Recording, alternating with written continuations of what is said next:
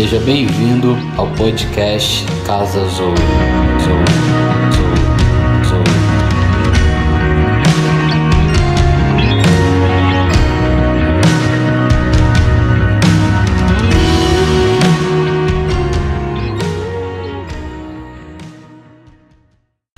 Boa noite, irmãos. Lucas capítulo 22, a partir do versículo 14.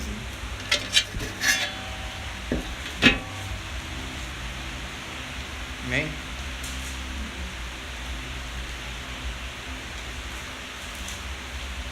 Lucas 22, 14 diz assim: E chegada a hora, pôs-se à mesa e com ele os 12 apóstolos. E disse-lhes: Desejei muito comer convosco esta Páscoa antes que padeça. Porque vos digo que não a comerei mais até que ela se cumpra no reino de Deus. E tomando o cálice, e havendo dado graças, disse: Tomai-o e reparti-o entre vós. Porque vos digo que já não beberei do fruto da vide, até que venha o reino de Deus.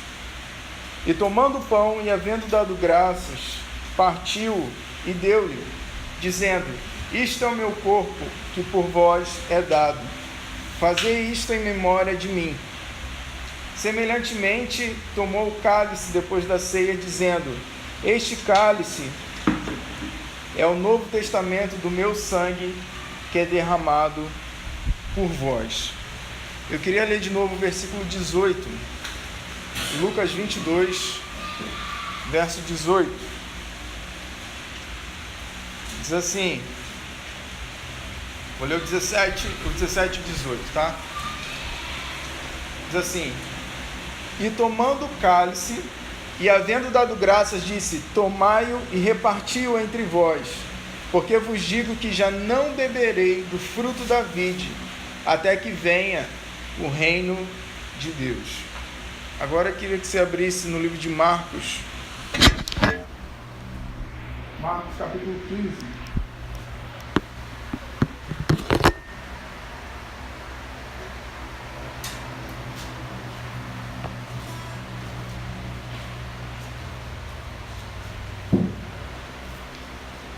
Essa aqui está geladinha.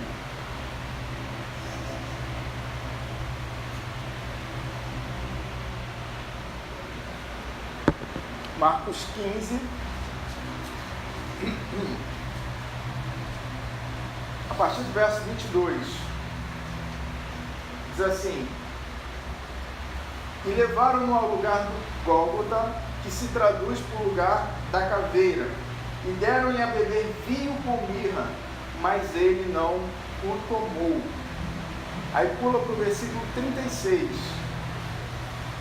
diz assim: E um deles correu a embeber uma esponja em vinagre, e pondo-a numa cana, deu-lhe a beber, dizendo: Deixai, vejamos se Elias virá tirá-lo. Vou orar mais uma vez.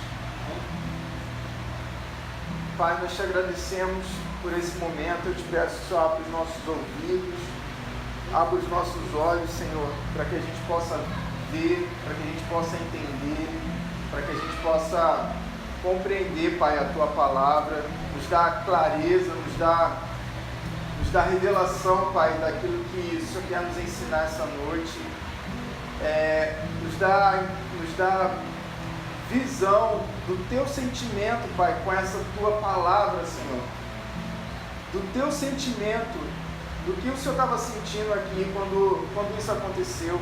Nos revela um pouco, Pai, daquilo que está no Teu coração, Senhor, daquilo que o Senhor quer falar com a gente essa noite. Nos ajuda, Pai, a alcançar aquilo que o Senhor quer falar aqui essa noite. Nos dê graça, Senhor Deus, para compreender, em nome de Jesus. Amém.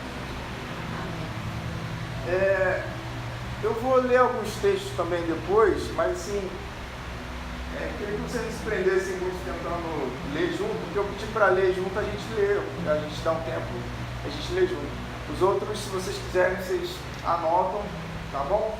só para a gente poder não tomar muito tempo. Mas eu estava lendo recentemente Marcos capítulo 15, esse capítulo, terminei de ler o livro de Marcos, que fala sobre, finalzinho, sobre a crucificação de Jesus, e me chamou a atenção, eu nunca tinha parado muito para pensar, que Jesus, quando ele está na cruz, sendo crucificado, aliás, um pouquinho antes dele ser colocado na cruz, um soldado chega com vinho, com mirra, e oferece vinho para ele. E aí ele não toma aquele vinho, né? Isso que a gente leu no versículo 23. Depois no versículo 36, quando ele está na cruz, ele está ali, já um pouco antes dele morrer, e ele diz assim: tenho sede. E nesse momento um soldado pega uma esponja, põe em vinagre, né? Mas não é vinagre igual a gente usa na cozinha. Era um vinagre que era um tipo de bebida forte, um tipo de vinho que os soldados daquela época bebiam. E eles molham a esponja nesse vinagre, nesse vinho forte, põe numa lança e dá na boca de Jesus para que ele beba e de certa forma sacia a sua sede, e aquele vinagre também serviria como uma espécie de analgésico para ele diante de toda aquela dor que ele estava sentindo. E aí quando ele prova achando que é água, e aí quando ele vê que não é água, que é vinho, ele não bebe aquilo. Isso ficou na minha cabeça, eu fiquei... Sabe quando você lê uma coisa, você não entende, mas aquilo fica dentro de você? Isso acontece contigo? Você lê uma coisa que aparentemente não tem nada demais, aquilo fica remoendo dentro de você. E eu falei assim: Senhor, você quer falar alguma coisa, me ensinar alguma coisa através disso? E eu quero falar um pouco sobre o que isso significou para mim, né?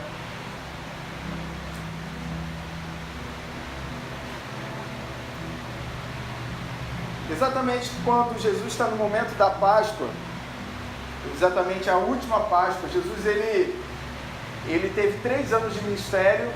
Então a Páscoa ela acontecia uma vez no ano, né?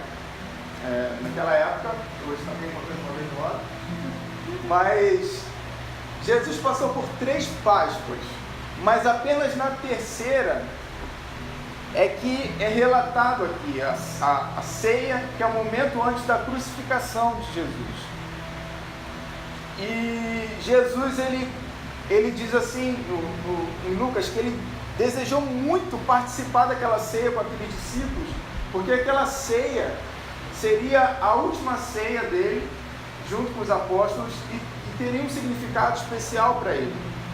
E ele diz, depois que ele bebe, ele diz assim: eu não beberei de novo desse vinho até que eu beba novamente no reino de Deus. Ele faz uma promessa aos apóstolos naquele momento.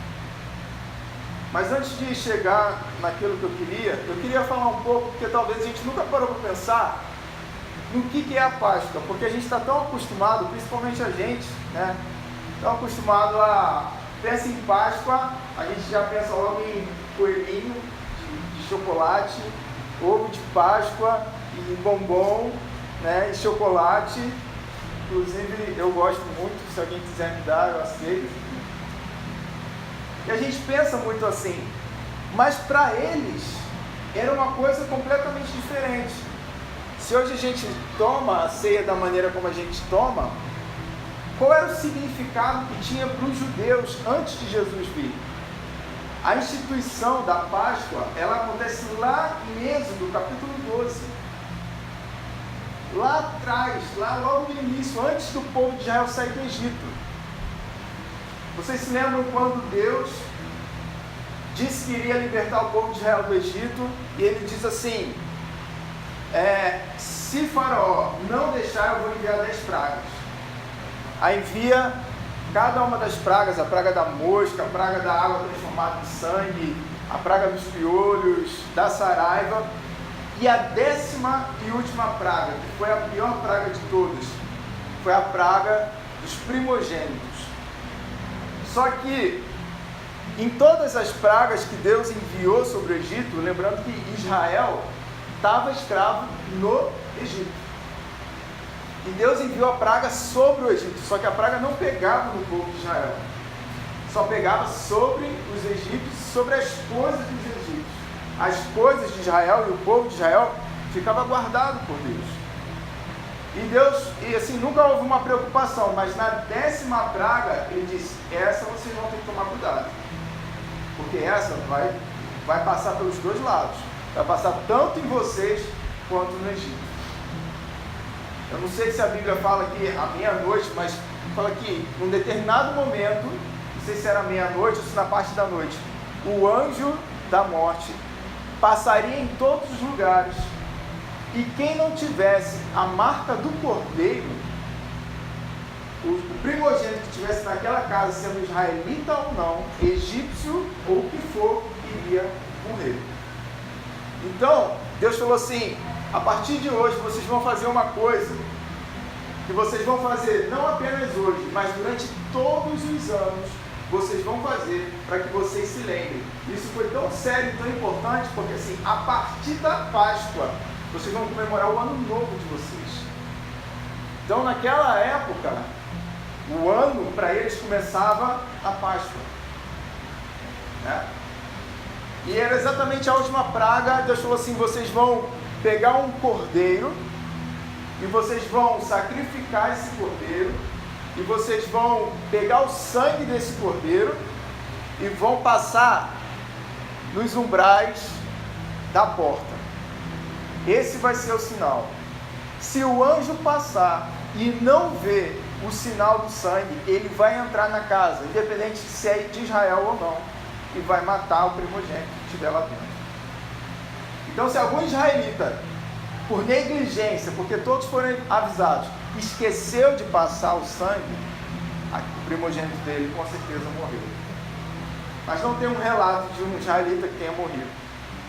Mas aquela noite foi uma noite muito triste, porque imagina, centenas de primogênitos morreram aquela noite por causa daquela praga.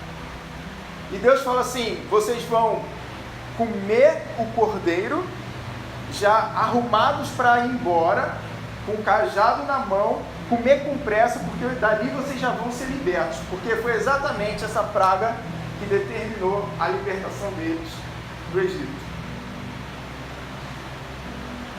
E a palavra Páscoa no hebraico, para quem não sabe, significa Passak, que significa pular.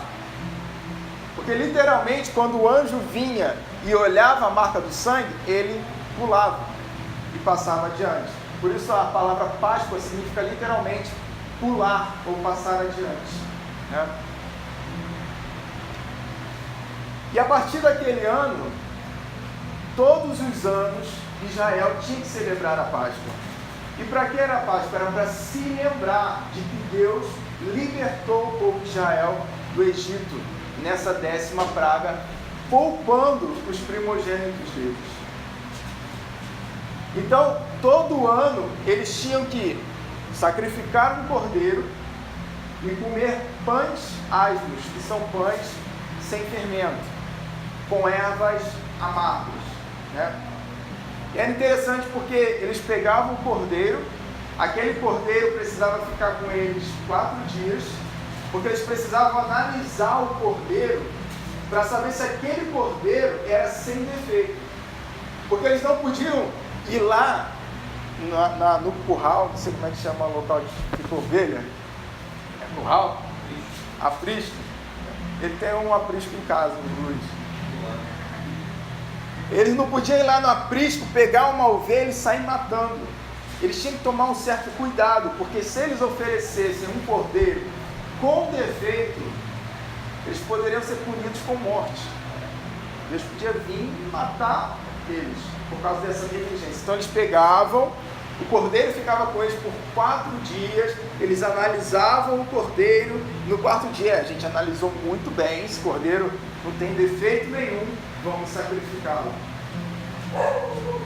Há quem diga também, eu ouvi uma vez alguém falando que nesses 4 dias a família até se apegava emocionalmente àquele cordeiro, porque ficava ali com eles. E no 4º dia eles tinham que sacrificar aquele cordeiro.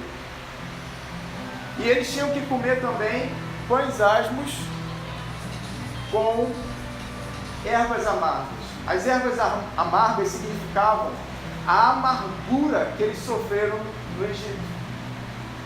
Então, se hoje em dia você chegar para um judeu e falar de Páscoa, na cabeça dele, a primeira coisa que ele vai pensar é: Páscoa significa o povo de Israel saiu do Egito durante a 10ª praga, Deus poupou os primogênitos. Até hoje, os judeus comemoram a Páscoa com ervas amargas, com cordeiro, comendo desse jeito. Tanto é que eles fazem uma oração e o pai, o chefe da família, reúne a família e diz assim: bendito seja o Senhor Deus que tirou o Egito, que tirou Israel do Egito. Até hoje para eles era isso. E quando Jesus celebrava a Páscoa com os seus apóstolos, era a mesma coisa, não tinha nada diferente. Era essa a intenção da Páscoa, celebrar a saída do povo de Israel do Egito. Só que quando Jesus está ali, porque Jesus teve 3 anos de ministério, no primeiro ano foi assim que ele celebrou. Ele pegou o pão, pegou o vinho e fez a oração: bendito seja o Deus que tirou o povo de Israel do Egito, e celebrava a Páscoa. No primeiro ano ele fez assim, no segundo ano ele fez assim. Por quê? Porque durante séculos e séculos de tradições e história de Israel, era assim que eles comemoravam, se lembravam da Páscoa.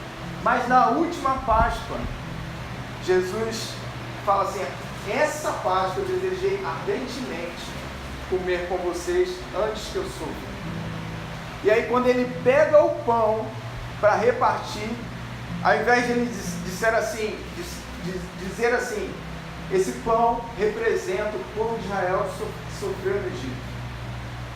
Ele diz assim: a partir de hoje, todas as vezes que vocês comerem desse pão na Páscoa, vocês vão se lembrar agora do meu corpo, que é partido por vós.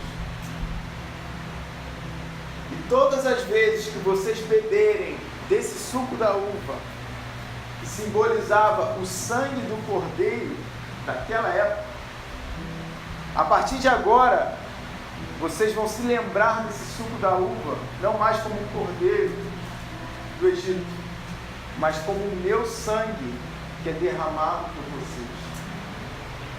Então houve aqui uma mudança completa do porquê Jesus faz isso.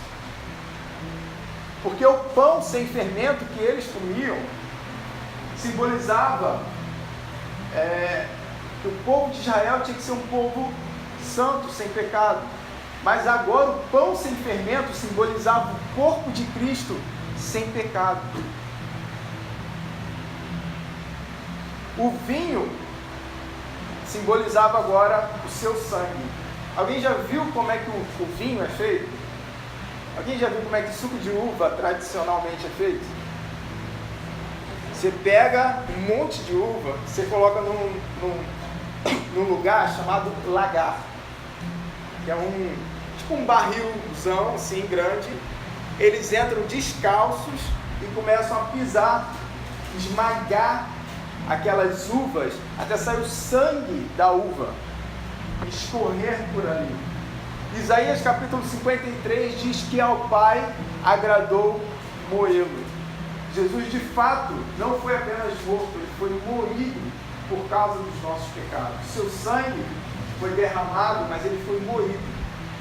Hoje mais cedo eu estava revendo aquele trechozinho da Paixão de Cristo, do filme do Mel Gibson, que enquanto o soldado está batendo nele, está flagelando ele com aquele esqueci o nome daquele negócio, aquela arma que eles usam para bater nele. Ele fica todo flagelado, até o ponto do seu rosto ficar desfigurado.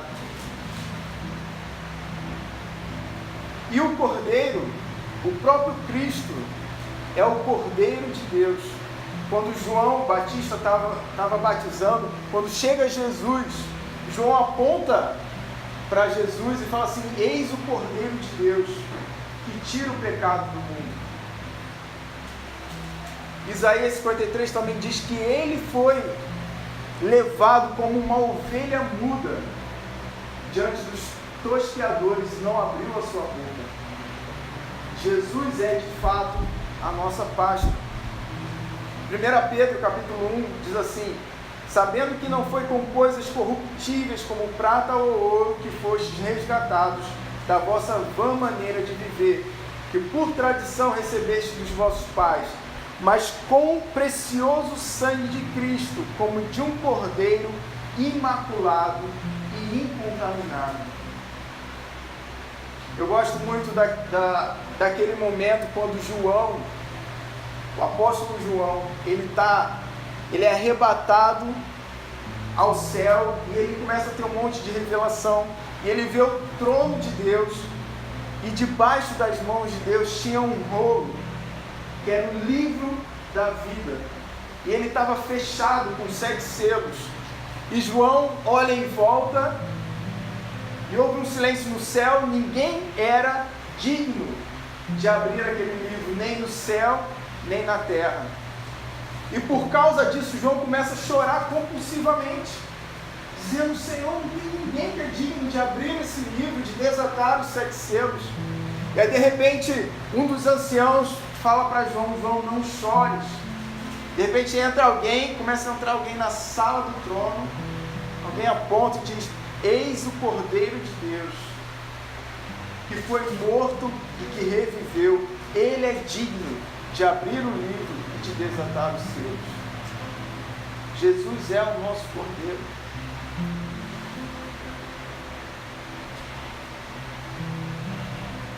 E Jesus disse: a partir de agora vocês vão fazer isso em memória de mim. 1 Coríntios 11, Paulo está explicando sobre a ceia, e ele diz que todas as vezes que a gente come e bebe do pão, e a gente vai cear hoje, daqui a pouquinho, todas as vezes que a gente está comendo do pão e bebendo do sangue, ele diz assim: vocês estão anunciando a morte e o sacrifício de Cristo até que ele venha. Quando a gente come o pão e bebe do vinho, a gente não está apenas fazendo um ritual, mas a gente está pregando e anunciando com esse próprio ritual que nós cremos no sacrifício de Cristo pelas nossas vidas. Que nós cremos no valor do seu sacrifício sobre nós. Amém? Então a gente falou da primeira Páscoa, que foi celebrada pelo motivo de eles celebrarem a saída do povo de Israel do Egito.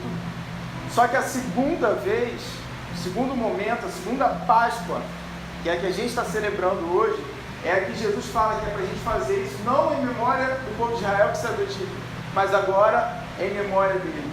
Mas a Bíblia fala ainda de uma terceira ceia, e é aqui eu fiz isso tudo para tentar chegar. Porque quando Jesus diz assim para os seus discípulos, ele assenta eles na mesa, ele bebe do vinho e diz assim: eu não vou mais beber desse vinho, até aquele dia que eu beber de novo no reino de Deus. E Jesus foi tão fiel a essa promessa que ele fez, que quando ele está sendo crucificado, ele poderia ter bebido daquele vinho, mas ele não bebeu. Por quê? Porque ele tinha feito uma promessa aos seus apóstolos, que ele não beberia de novo, somente na vinda do reino de Deus. Estão compreendendo?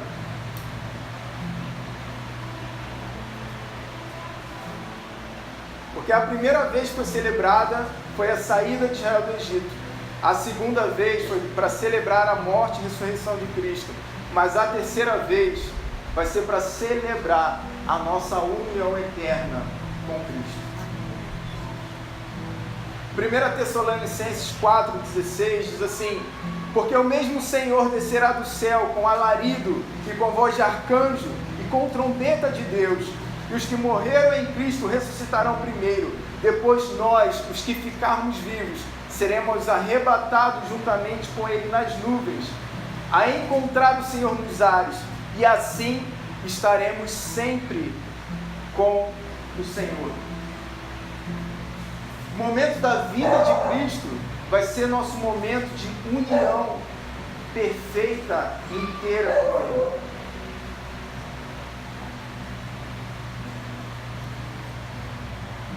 Jesus disse, tem uma expressão que ele fala assim: eu vou preparar-vos lugar.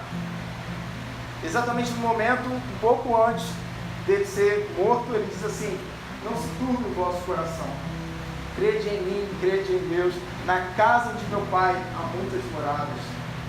E quando ele diz eu vou preparar-vos lugar, se você compreender como é que era feito um casamento judaico, quando o noivo queria tomar a sua esposa, primeiro ele tinha que ir até a casa da sua noiva, conversar com o seu futuro sogro, pagar um alto preço, e depois que o acordo fosse selado, ele tinha que voltar para a casa do seu pai para preparar lugar para sua noiva.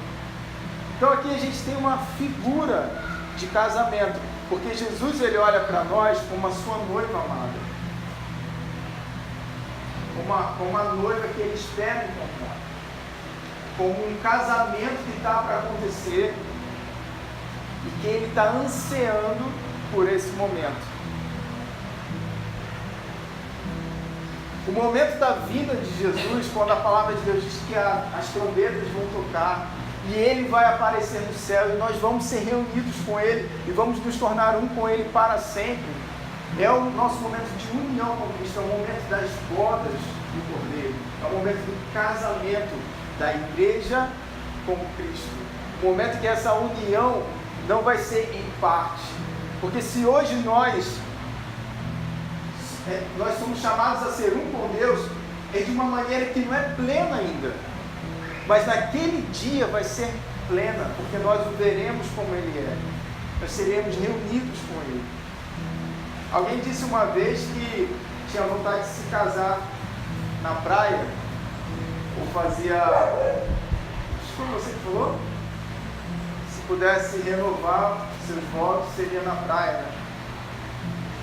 Mas o casamento da igreja com Cristo vai ser nas nuvens. E a trombeta que vai tocar para o mundo vai ser um som de um anúncio terrível. Mas para a igreja vai ser a marcha nupcial. Para o mundo vai ser, caramba, o que está acontecendo? O mundo está se acabando. Mas para nós vai ser nossa marcha nupcial. Vai ser paraná, paraná. Eu fiz questão de colocar essa música no meu casamento, né?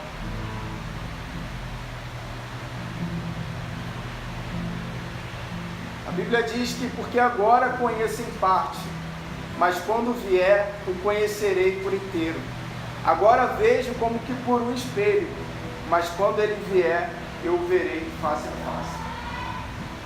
O fato de Jesus não ter tomado o vinho para mim expressa que ele tem um desejo. Porque o que é o vinho?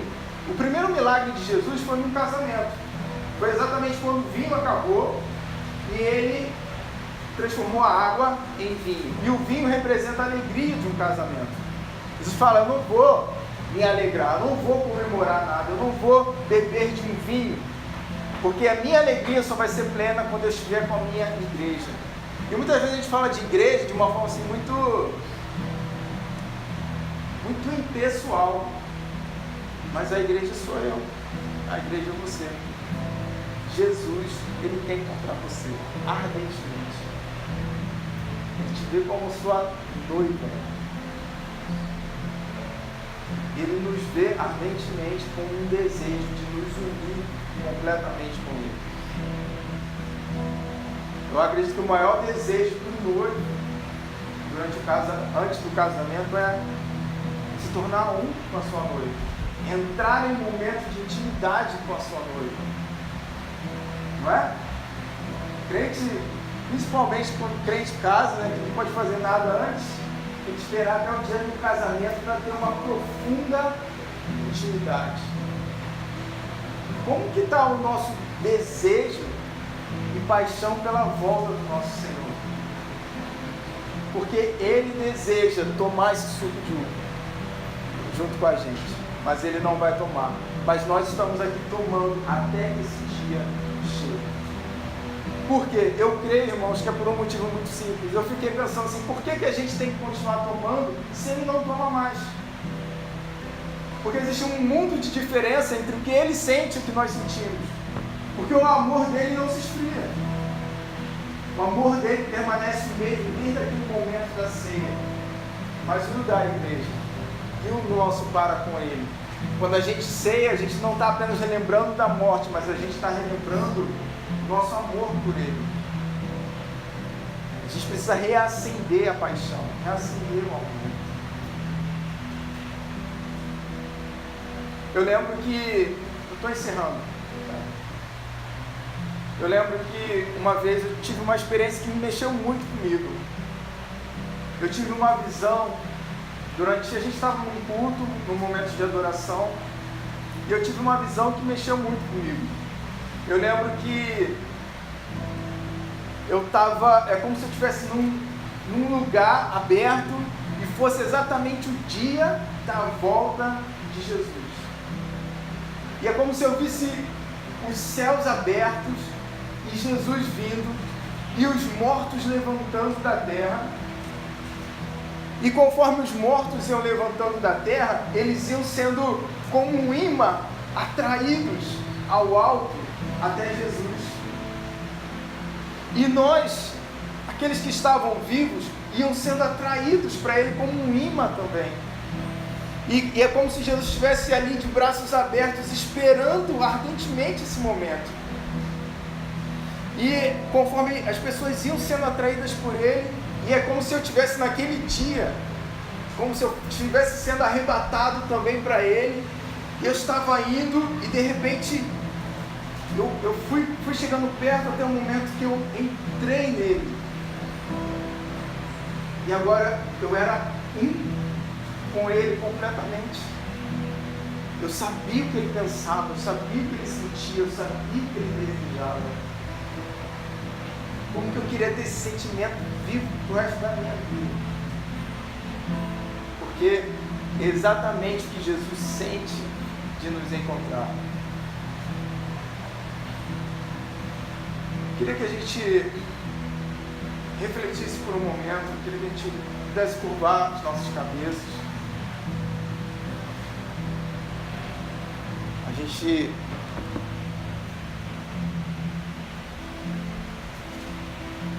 vai cear daqui a pouco.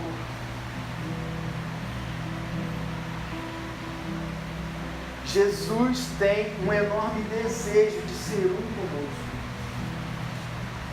Mas será que nós temos um ardente desejo de ser um com Ele? Eu acredito que muito mais do que Jesus vir, reinar e fazer tudo o que Ele tem para fazer, Ele sente saudades. Porque eu não acredito que Jesus, quando se despediu na ceia dos seus apóstolos, Ele não doeu aquilo nele, Ele não sentiu uma profunda saudade de estar, de certa forma, separado de nós. Embora Ele esteja em espírito, isso para Ele não é suficiente. Mas será que para nós é suficiente? A palavra de Deus diz: volta às primeiras obras, volta ao primeiro amor. E eu tenho pensado muito sobre isso. Eu falei: Jesus, eu quero te desejar como meu noivo, como meu amado, muito mais do que o que eu possa fazer ou o que eu possa ser. Eu quero ser um contigo. E à medida que eu me torno um com Ele, o Evangelho não é uma coisa da qual você é chamado para aprender. O Evangelho não é um livro do qual você é chamado para ler. O Evangelho é uma experiência de um relacionamento vivo com Jesus, no qual, à medida que você vai se aprofundando nesse relacionamento, então você vai entendendo o que é o Evangelho. Não dá para você entender o Evangelho de fora, você só pode entendê-lo de dentro. Você não pode compreender a vontade do Pai a menos que você esteja dentro dele e ele dentro de você. A obra mais importante de todas as obras que o Espírito Santo está fazendo em você é tornar você um com Deus. O Espírito Santo não quer meramente convencer você do pecado.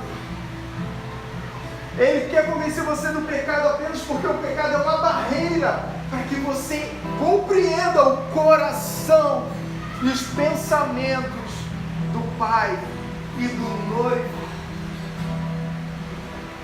Essa noite nós queremos nos despojar do velho homem. Nós queremos nos despojar dos nossos pecados, da nossa carne. Nós queremos rasgar o coração. Nós queremos abrir a nossa vida. Nós queremos cear. Por quê? Não porque eu quero participar de um ritual, mas eu quero ser um com Ele. Você sabia que os católicos, eles creem que literalmente, quando você bebe do suco da uva, literalmente o suco da uva se transforma em sangue de Jesus. E quando você come do pão, literalmente o pão se transforma no corpo de Jesus. Quem dera a gente tivesse um pouco mais desse pensamento da realidade da presença de Jesus na ceia. E embora Ele não esteja aqui para tomar a ceia fisicamente, nós vamos tomar a ceia por Ele, até que Ele venha. Senhor, eu oro por cada coração aqui essa noite. Eu oro por cada vida aqui essa noite, Senhor. Eu oro para que essa palavra, Pai, a essência dessa palavra entre nos nossos corações, Senhor. Tu és o nosso Cordeiro. Tu és o pão vivo que desceu do céu. O teu sangue foi derramado sobre nós e nós queremos reconhecer: a tua obra não foi pequena para mim. Eu compreendo o teu sacrifício. Ao Pai agradou moê-lo, quebrá-lo até o limite, para que eu pudesse ser enxertado nele, para que eu pudesse receber da sua vida. Senhor, nós queremos te pedir perdão pelos nossos pecados. Perdão, Pai, pela nossa falta de paixão. Perdão pela nossa falta de amor por Ti. Espírito Santo, vem renovar o nosso amor. Vem renovar a nossa paixão. Vem renovar a nossa fome, a nossa sede de Te conhecer, Senhor. Te conhecer e prosseguir em Te conhecer. Esse é o alvo da nossa vida, Pai. Jesus, nós queremos nos preparar para aquele dia onde nós vamos nos encontrar contigo. Nós queremos ter os olhos fixos naquele dia. Nós não queremos ter os olhos fixos na terra, mas os olhos fixos em Ti. Você é o alvo da nossa vida. Você é o início, é o meio e é o fim. É o lugar onde saímos e é o lugar para onde vamos. Em nome de Jesus. Ministra sobre nosso coração, Espírito Santo, sobre as nossas vidas, sobre as nossas falhas. Pai, nós queremos reconhecer nossas falhas agora. Como nós somos falhos, Senhor. como nós somos falhos contigo, com o teu Espírito Santo que habita dentro de nós. Perdoa-nos se entristecemos teu Espírito. Perdoa-nos. Perdoa, Espírito Santo. Coloca a mão no teu coração. O Espírito Santo está dentro de você. Peça perdão a Ele. Diz assim: perdão, Espírito Santo. Muitas vezes me esqueço que você está aqui dentro. Muitas vezes entristeço você. Eu não quero te entristecer. Eu não quero pecar contra você. Limpa-me e serei limpo. Lava-me e serei mais branco do que a neve. Dá-nos um desejo renovado por pureza, Senhor. Um desejo renovado por santidade. Enquanto esse mundo caminha em trevas, nós queremos resplandecer como luz na escuridão. Enquanto o amor de muitos se esfria, o nosso amor precisa queimar e ser avivado em Ti, Senhor. Nos ajuda essa noite, Senhor. Tudo que nós queremos, Senhor, é ter o nosso coração limpo nessa hora. A Tua palavra diz: aquele que come e bebe do Teu corpo e do Teu sangue indignamente, come e bebe para a sua própria condenação. Nós não queremos ser dignos. Nós queremos ter um coração puro, quebrantado, Senhor. Obrigado pelo Teu sangue. Obrigado pela Tua cruz. Obrigado pelos Teus cravos, Senhor. Obrigado pela Tua coroa de espinhos. Obrigado porque você ficou com o rosto desfigurado. Obrigado porque você suportou isso por causa de mim. Obrigado porque você fez o que ninguém mais queria fazer. Obrigado, Jesus. Com as suas palavras, reconheça o sacrifício de Jesus. Diga a Ele o quanto isso é importante para você.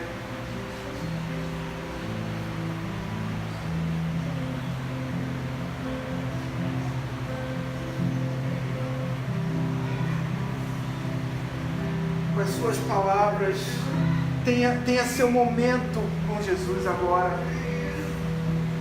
Ele está aqui com você. O Espírito Santo está aqui com você. Tenha o seu momento com Jesus agora.